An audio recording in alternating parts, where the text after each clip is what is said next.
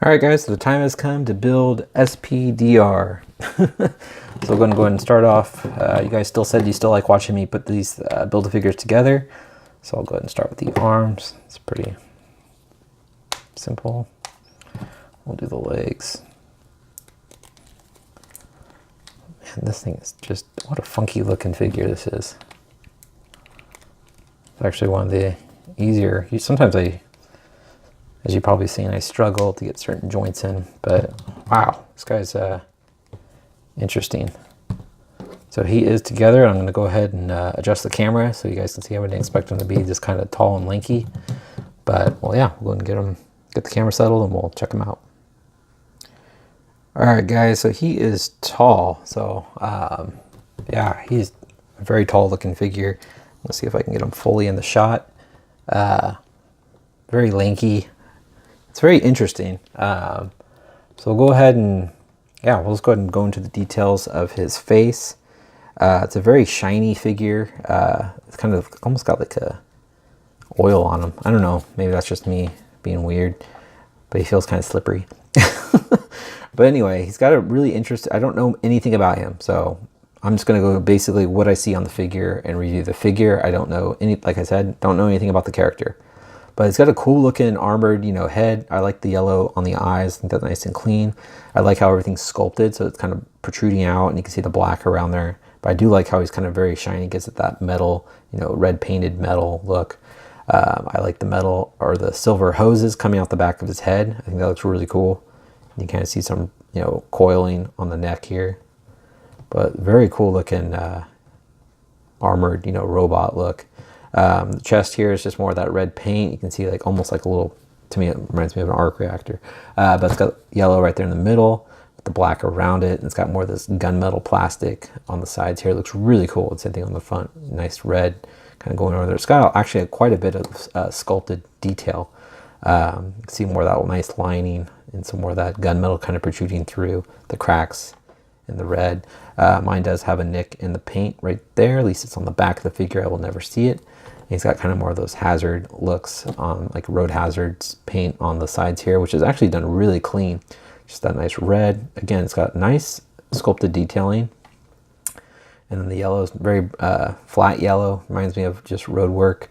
But the black lining looks really clean. It's a little blemishy on this one, but still looks really good to me.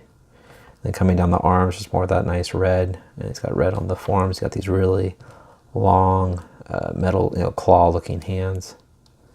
They look really good. Something on this side. Same kind of hand. Coming down the leg joints, you can just see more of those rods and kind of the way the metal looks. It almost kind of reminds me of a T-800 from Terminator. I don't know. That's just kind of what I see it as, kind of with that metal, the way that looks. Come down here, you got nice red again. You can see some more of that, gunmetal on the sides, more of that little hazard look. The knee joints look really interesting. I don't know, it's just an interesting looking articulated figure.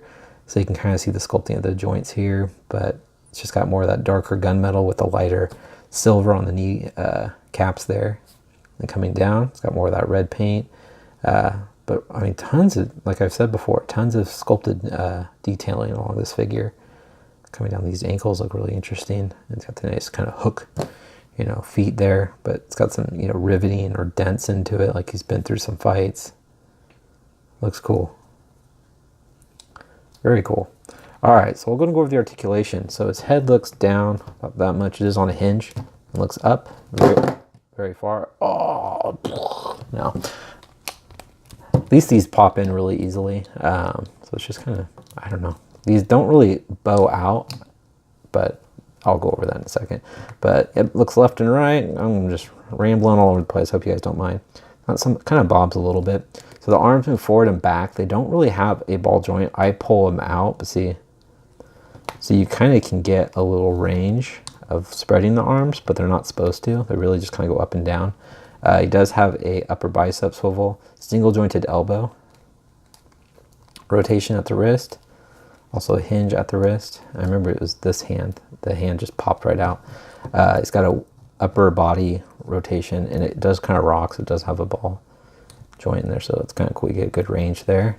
Legs move forward and back, also out, but they get hindered by this part. No upper bicep swivel, but you can kind of get them kind of crawling. It's got double jointed knees. I thought I broke them for a second, but it's just a nice little click.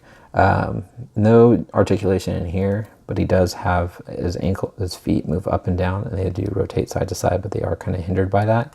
It's not really ankle rockers. There's no peg hole at the bottom of his feet. I don't think there's any room. But so I'm probably gonna, like you kind of saw, I'm probably just gonna have them kind of posed. Maybe like,